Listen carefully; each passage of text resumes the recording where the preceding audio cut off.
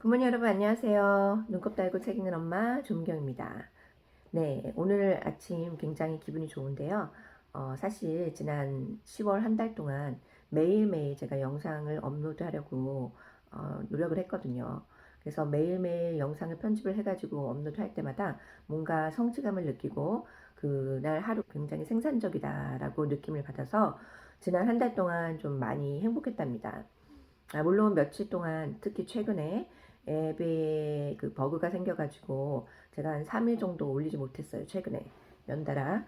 그래서 그게 너무 아쉽고요. 아직도 그 앱에 갇혀있는 저의 영상들 너무나 여러분들이랑 좀 공유하고 싶은데 그거를 아예 그 빼낼 수가 없어서 참 너무 안타깝습니다. 만약에 전혀 그 헬프데스크에서 연락이 없거나 영상 복구가 불가능하게 된다면 제가 나중에 또 다시 새로 촬영을 해서 그 부분도 업로드를 하도록 해보도록 하겠습니다. 여러분 제가 벌써 구독자 수가 지금 한 달밖에 안 됐는데 100명에 육박하더라고요. 그래서 오늘 오전에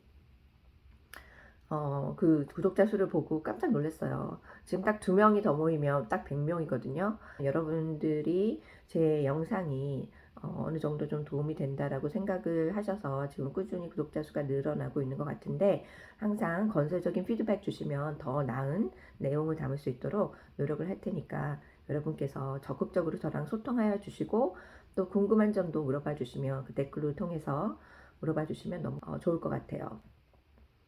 자, 어제에 이어서 오늘도 계속 그 기업들의 CEO들과 그들의 마인드 그리고 그들의 자부심에 대해서 얘기를 해보도록 하겠는데요.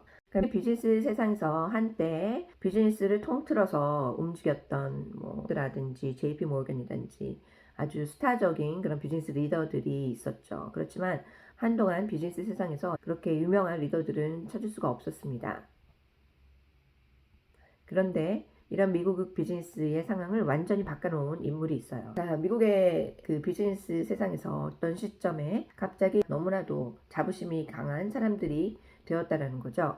그런데 왜 사람들은 이렇게 회사를 최우선시하고 회사의 장기적인 혜택에 집중을 하는 것보다 자기 자신을 더 부각시키려고 하는 이런 요란하고 영웅적인 리더들에 집착을 하게 됐는지, 왜 그런 사람들을 계속 열중해서 찾게 되는지를 한번 살펴보았어요. 자, 왜 그렇게 됐냐면 바로 그 아야 코카 때문에 그런데요. 코카가 미국의 비즈니스의 판도를 많이 바꿔놓은 사람이라고 볼 수가 있습니다.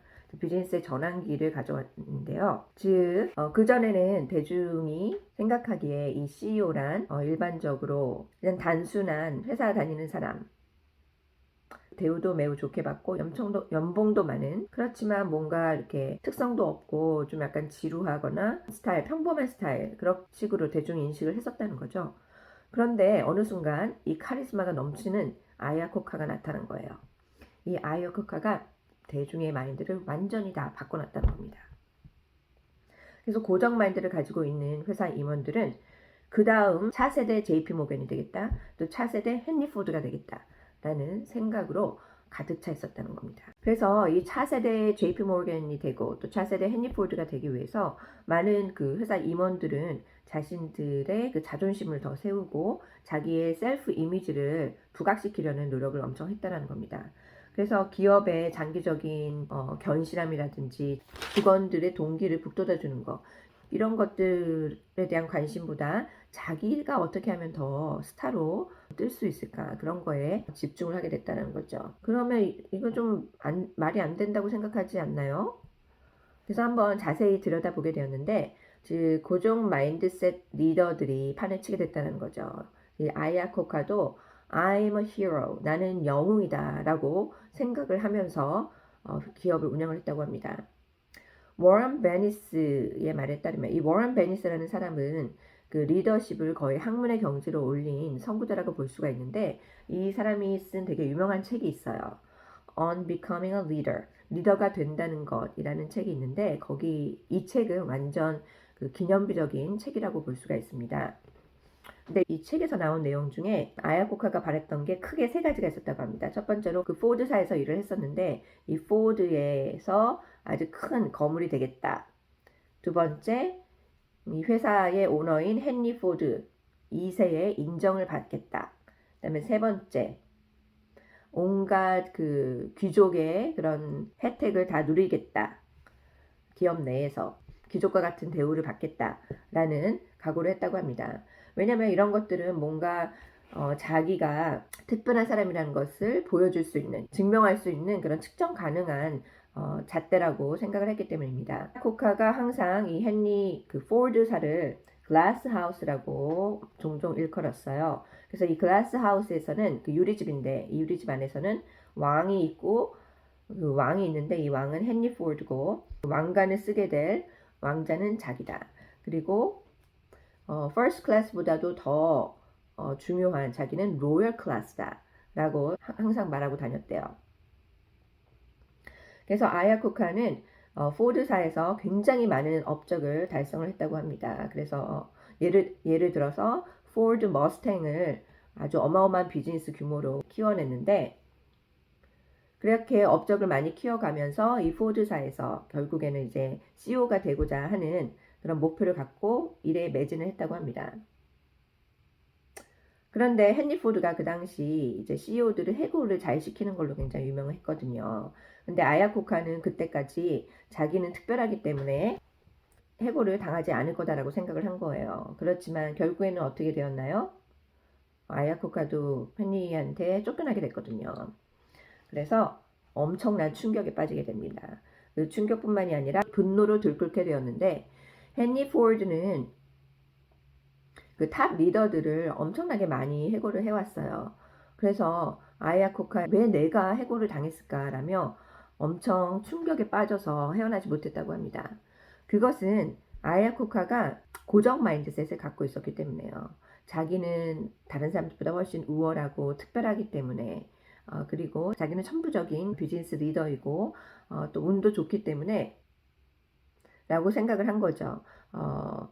그리고 정말 힘든 상황에서는 또 이렇게 치달았다고 합니다. 이것도 고정 마인드셋을 가진 사람들이 보이는 두드러진 예인데 바로 그러면 혹시 내가 지금 문제가 있기 때문에 나한테 문제가 있기 때문에 내가 해고됐나?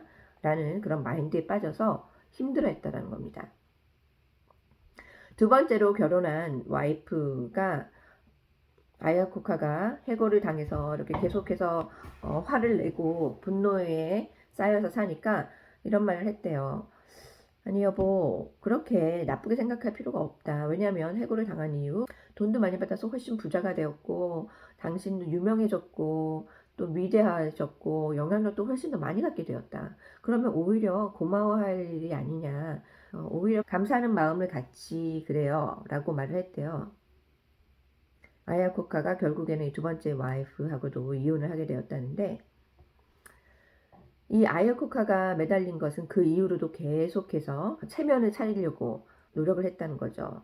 그래서 포드사의 오래된 라이벌이자 한때 엄청난 번성기를 누렸던 크라이슬러 자동차 회사에 들어가게 됐는데요. 이 크라이슬러는 그때 거의 사양하고 있었답니다. 거의 마지막 그 시점까지 도달한 상황이라고 볼 수가 있는데 새로운 CEO로 취임을 해서 이제 크라이슬러 자동차 회사를 운영을 이끌어 나가게 되었죠. 그 당시에는 정말 자기의 체면을 차리기 위해서 적합한 사람들을 고용을 하고 새로운 신차 모델도 만들어내고 기업 구제대출까지 받아오고 진짜 회사를 위해서 엄청난 노력을 했다고 합니다. 그렇게 많은 노력을 한 결과로 크라이슬러 그 위기에 봉착한 크라이슬러를 완전히 그 전화위복시켜서 다시 그 성장 가도로 올려놨는데 그렇게 다시 한번 승리의 맛을 본 아야코카는 나는 영웅이다 라고 자기 자서전에 밝혔다고 합니다. 그런데 그 이후에 어떻게 됐나요? 크라이슬러가 다시 문제에 봉착하게 됐습니다.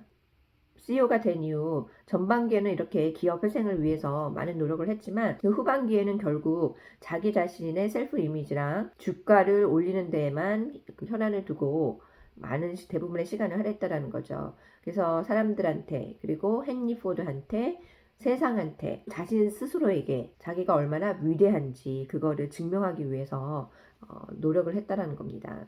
그래서 진짜 주력해야 했을 기업의 그런 신차 모델 디자인 개발이라든지 제조 프로세스 개선이라든지 아니면 기업의 장기 이익을 위한 다른 조치를 취하는 것 대신 이렇게 자신의 이미지를 위한 노력에 훨씬 더 많은 시간을 보냈다고 해요. 자신의 이미지를 개선을 하고 월가에서의 평판을 높이고 주가를 그 단기적인 결과인 주가 상승에만 주로 주력을 했다라는 거죠.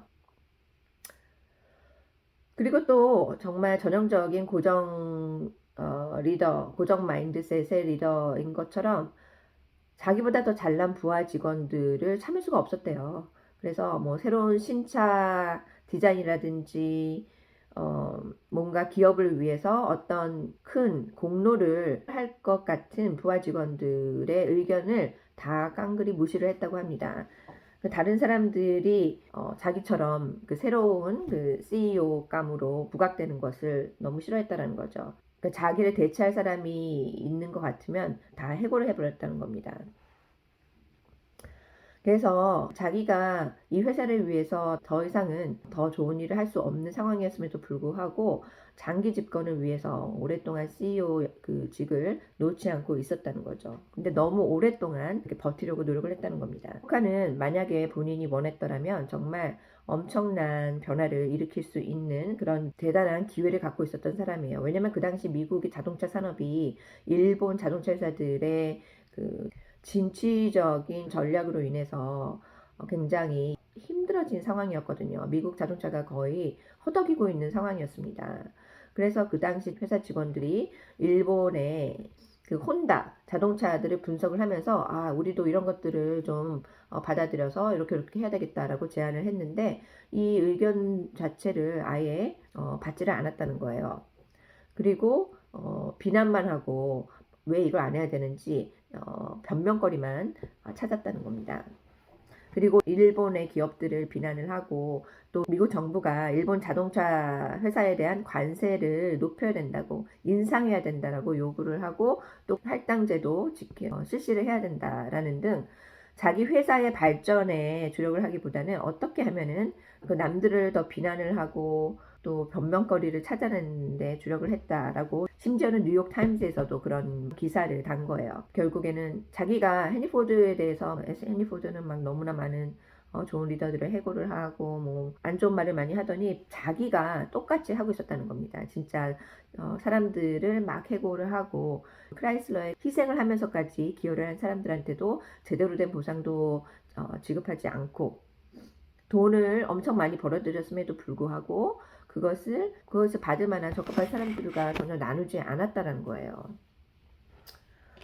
이걸 바로 이제 CEO 질병이라고 하는데 좀 고정 마인드셋의 위험이다라는 것이죠. 이렇게 아야코카가 그렇게 훌륭한 자질이 있었고 능력이 있었음에도 불구하고 이 고정 마인드셋에 집착한 이후로 자신의 잠재력을 제대로 활용하지 못하고 오히려 기업의 그런 안 좋은 운명을 이끌어낸 그런 사람이 되었는데 또 최근에는 다른 모습을 보이긴 하였다고 저자는 말을 하고 있습니다. 예를 들어서 뭐 당뇨병 리서치라든지 환경 친화적인 그런 상품을 만들어낸다든지 환경 친화적인 조치를 취한다든지 나이가 들면서 최근에 마음의 변화가 많이 일어났든지 하여튼 다른 모습을 보이기 시작했다고 합니다. 아무튼 이렇게 아야코카의 모습을 보면서 한때 진짜 비즈니스의 영웅이다라고 칭송받던 사람이 고정 마인드셋을 가짐으로써 어떻게 추락하는지를 잘 우리가 볼 수가 있었는데 참 흥미로운 이야기네요. 진짜 사람들이 인재만을 찾으면서 이런 문화를 만들어낸 것을 우리가 볼 수가 있습니다. 자, 지금은 이제 엔론의 리더들에 대해서 말씀을 드려보겠는데 간단하게 말씀드릴게요. 지금 내용이 길어지니까 이게 엔론의 리더로서 그 두 사람이 있었어요. 케네스 레이와 제프리 스킬링스가 있는데 이 케네스 레이 이 기업의 CEO이자 창립자이자 회장이었습니다. 그리고 스스로 본인이 굉장히 위대한 그 비전가다라고까지 말을 했는데요. 그런데 문제는 이 사람이 자기 회사를 이끄는 회사 경영진들을 굉장히 우습게 보고 마치 왕의 신하를 대하듯이 종부리듯이 했다는 겁니다. 근데 엔론사를 직접 이끈 사람은 그 엔론사의 프레지던트인 그 리치 킨더인데요. 이 사람이 그 엔론을 잘 운영을 해왔기 때문에 마치 케네스 레이가 왕인 듯 그런 로열 라이프를 만들어낼 수 있었다는 거죠. 그런데 그러면서도 이 킨더는 계속해서 과연 이렇게 하는 게 맞는 건가 하고 의문을 제기를 했대요. 그리고 결국에는 이제 회사를 나가게 됐는데 그 나가면서 이 엔론사한테 가장 중요한 비즈니스 자산을 만들어 놓고 갔다고 합니다. 그게 뭐냐면 바로 에너지 파이프라인 비즈니스였는데 진짜 시가로 봤을 때 거의 70억 달러, 7조 원에 달하는 규모의 비즈니스를 만들어 놓고 떠났다고 합니다.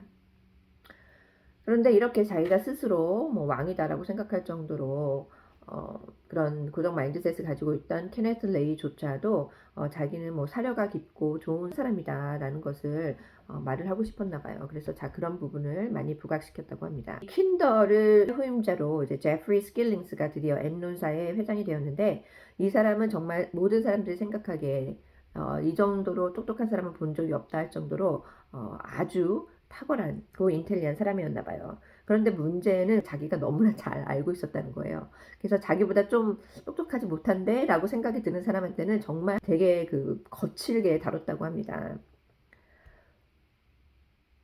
그 예를 들어서 뭐 월가의 사람들 애널리스트를 막 응대를 한다든지 How can you not get it? 어떻게 이런 걸 이해 못하냐 하면서 그런 식으로 위협을 했다라는 거죠. 그러니까 자기가 가지고 있는 그런 뭐 지식 이런 거를 이용해서 사람들한테 이롭고 도움을 주면서 하려는 게 아니라 남을 공격하기 위해서 주로 사용을 했다라고 합니다. 그러니까 이런 사람이 엔론을 이끌었으니 당연히 엔론 사기 그 부패 사건과 이 부도가 초래되었겠죠. 그렇죠?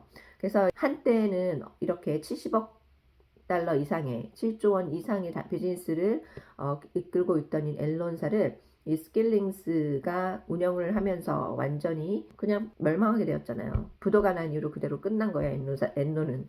그래서 이 엔론 사태가 정말 그 미국 기업 문화에 경종을 울리는 사례가 되었다고 볼 수가 있습니다. 여러분 제가 오늘 굉장히 자세하게 몇 가지 그 기업에 대해서 예를 들고 또 이 회사를 운영한 리더들에 대해서 말씀을 드렸는데 저도 굉장히 흥미로웠어요. 그냥 엔론 사태는 알고 있었지만 어떤 구체적으로 왜 누구에 의해서 이런 일이 초래됐는지 오늘 더 자세하게 알 수 있었던 것 같습니다. 결국에는 이 고정 마인드셋을 가진 리더가 만들어 놓은 기업 문화로 인해서 그런 상황이 초래가 됐구나라는 것을 깨달을 수 있었는데 네, 오늘도 많이 배웠습니다. 이렇게 그 한 조직의 리더가 얼마나 중요한 역할을 하는지 다시 한번 깨닫고 여러분과 함께 우리가 이 세상의 리더로서 좀 더 바른 그 성장 마인드셋으로 갖고 열심히 살아야겠다는 생각을 더 한번 하게 됐습니다.